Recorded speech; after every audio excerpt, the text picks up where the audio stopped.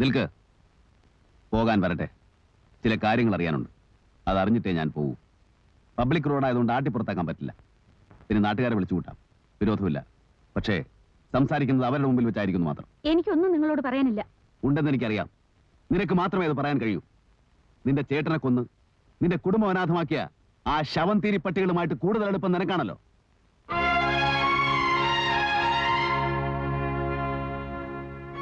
ഒഴിഞ്ഞു മാറാൻ ഇനി ഞാൻ സമ്മതിക്കില്ല.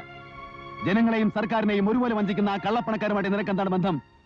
മയക്കുമരുന്ന് കച്ചവടം മുതൽ പെൺവാടിപ്പം വരെ നടക്കുന്ന അവരുടെ ഗസ്റ്റ് ഹൗസുകളിൽ നിനക്കെന്താണ് ജോലി? Are you A prostitute or there pimp? ജനു എന്നോട് പറഞ്ഞിട്ടുണ്ട്, അവന്റെ ദുഃഖങ്ങൾ അറിയാവുന്ന ഏക വ്യക്തി നീയാണെന്ന്. അവന് ജോലി കിട്ടാൻ വേണ്ടി നിന്റെ കാതിലും കഴുത്തിലും കിടന്ന ആഭരണങ്ങൾ നീ അവൻ അഴിച്ചു കൊടുത്തു.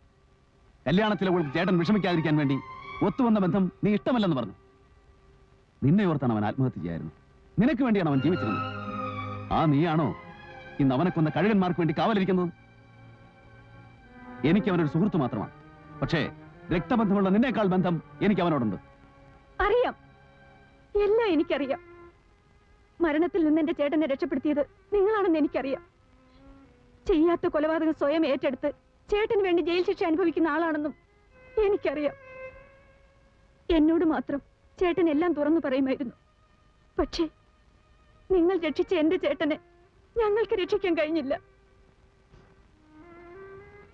നിങ്ങളിവിടെ ആദ്യം വന്നപ്പോ തന്നെ ആരാണെന്ന് എനിക്ക് മനസ്സിലാവാഞ്ഞിട്ടല്ല, നിങ്ങളെ നേരിടാൻ കഴിയാതെയാണ് ഞാൻ വാതിൽ കൊട്ടി അടച്ചത്. നിയന്ത്രിക്കാൻ കഴിയാത്തത് കൊണ്ടാണ് നിങ്ങളിൽ നിന്ന് ഞാൻ ഒഴിഞ്ഞു മാറിയത്. എന്റെ അവസ്ഥ അതായിപ്പോയി. എന്റെ ചേട്ടനെ കൊന്നാണെന്ന് എനിക്കറിയാം. ആത്മഹത്യ ചെയ്യാനുള്ള ശ്രമത്തിൽ നിന്ന് രക്ഷപ്പെട്ടെത്തിയ അന്ന് തന്നെ ചേട്ടൻ എനിക്ക് വാക്ക് തന്നിരുന്നു, ഇനി അങ്ങനെ ഒരു അബദ്ധം കാണിക്കില്ലെന്ന്. ഞങ്ങളുടെ കൺമുമ്പിൽ വെച്ചാണ് അവരന്ന് ചേട്ടനെ വിളിച്ചിറക്കിക്കൊണ്ട് പോയത്.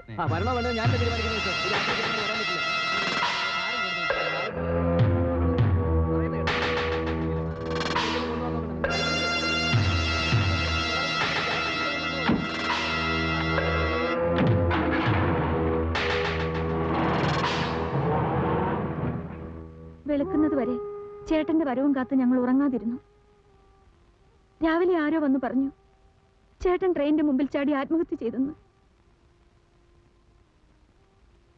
പിറ്റേന്ന് തന്നെ ഞങ്ങൾ പോലീസിൽ പരാതി കൊടുത്തു. അന്ന് വൈകുന്നേരം അന്വേഷണത്തിനായി പോലീസ് വീട്ടിൽ വന്നു.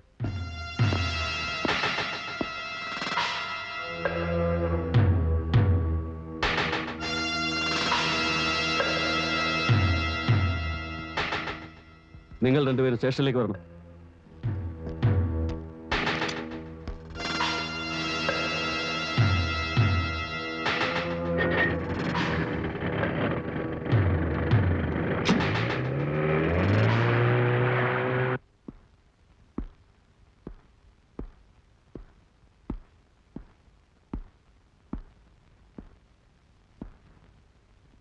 മകന്റെ മരണത്തെപ്പറ്റി പരാതി ഉണ്ടല്ലേ? എന്തിനാ പരാതിയൊക്കെ ഇൻസ്പെക്ടർമാരോട് പറയാൻ പോന്നേ? ഇദ്ദേഹം പോലീസ് സൂപ്രണ്ടിന്റെ മകനാ. മന്ത്രിയുടെ അളിയനുണ്ട്, സർക്കിളുണ്ട്. അന്വേഷണം ഉയർന്ന നിലയിൽ തന്നെ ആകാം. സ്റ്റേഷനിലേക്കാണെന്ന് പറഞ്ഞു കൊണ്ടുവന്നിട്ട് ആ ഇതും ഒരു നിലയ്ക്ക് സ്റ്റേഷൻ തന്നെയാ. പല നിയമങ്ങളും പരിപാലിക്കപ്പെടുന്നത് ഇവിടെ വെച്ചാ. നമുക്ക് പോകാൻ പോലെ വാ. എങ്ങോട്ട്? കാര്യങ്ങൾ തീരുമാനിച്ചിട്ടേ നമ്മൾ ഇവിടുന്ന് പോകുന്നുള്ളൂ. പട്ടികളെ, എനിക്ക് ജീവനുണ്ടെങ്കിൽ എന്റെ മകനെ കൊന്നുമാരെ ഞാൻ വെറുതെ കൂടിയില്ല. ഞാൻ അക്ഷരം പഠിപ്പിച്ച 1000കണക്കിന് പിള്ളേരുണ്ട് ഈ നാട്ടില്. അവരെ കൊണ്ട് ഞാൻ പകരം ചോദിപ്പിക്കും.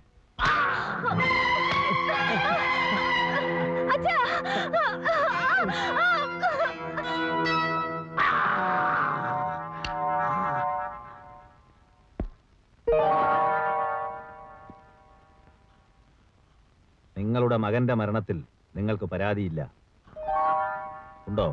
ഇല്ല.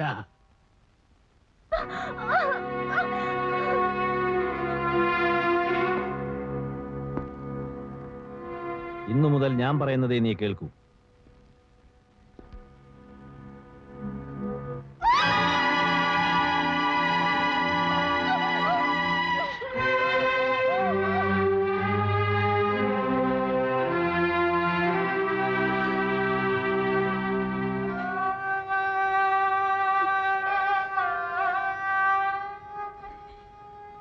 ജീവിതകാലം മുഴുവൻ അവർ അവരുടെ അടിമയാവാതെ നിവർത്തിയില്ലെന്ന് വന്നു.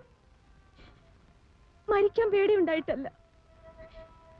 വയസ്സായ അച്ഛനും അമ്മയ്ക്കും ഞാനല്ലാതെ വേറെ ആരുമില്ലല്ലോ.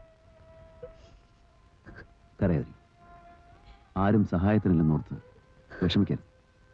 ജനുവിന്റെ സ്ഥാനത്ത് ഞാനുണ്ടാവും.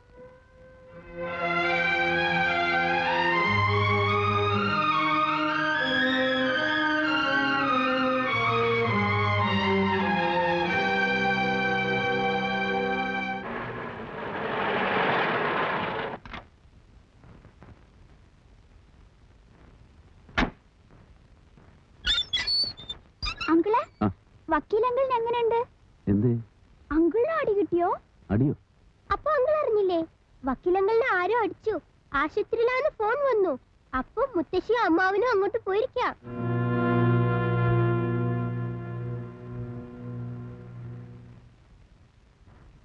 ഭാഗ്യമുള്ള ആളാ വക്കീല്. അല്ല, ഈ മുഖത്ത് കൊണ്ടാടി കണ്ണിലായിരുന്നെങ്കിലോ? എന്നാ പിന്നെ സൗകര്യായി. ഈ മോന്ത കാണാതെ കഴിയല്ലോ. കുഞ്ഞിക്കണ്ണ, ഞാൻ നിന്നോടല്ല സംസാരിക്കുന്നത്. വക്കീലെ, നമുക്ക് ആ വീട് മാറുക. ഒരു നാശം പിടിച്ച വീടാണ്. പോലീസ് സ്റ്റേഷനിൽ കയറി തല്ലുകൊണ്ട് എന്തെല്ലാം പുലിവാലികളാണ്. വെറുതെ വീടിനെ പറ്റി നീ കുറ്റം പറയരുത്.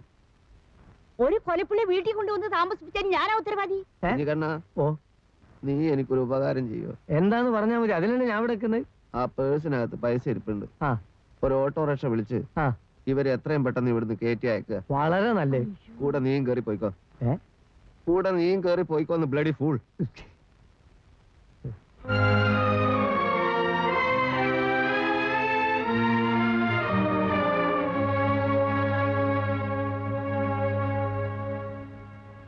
എന്താ ഉണ്ടായത്? 7 അടി 3 ചവിട്ട്, ഇരുമ്പ് കട്ട കൊണ്ടുള്ള ഇടി, കനത്തത് 2 എണ്ണം, പിന്നെ പുറത്തു പറയാൻ കൊള്ളാത്ത ഭാഷയിലുള്ള കുറെ ചീത്തയും.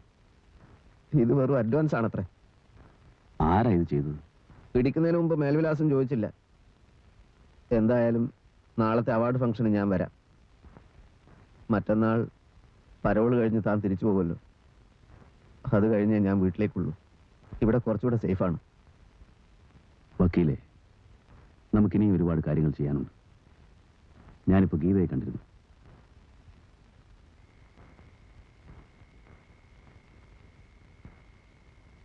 അച്ഛന് നല്ല സുഖമില്ല. ഞാൻ നാളെ വരാന്ന് പറയും. കയറൂ.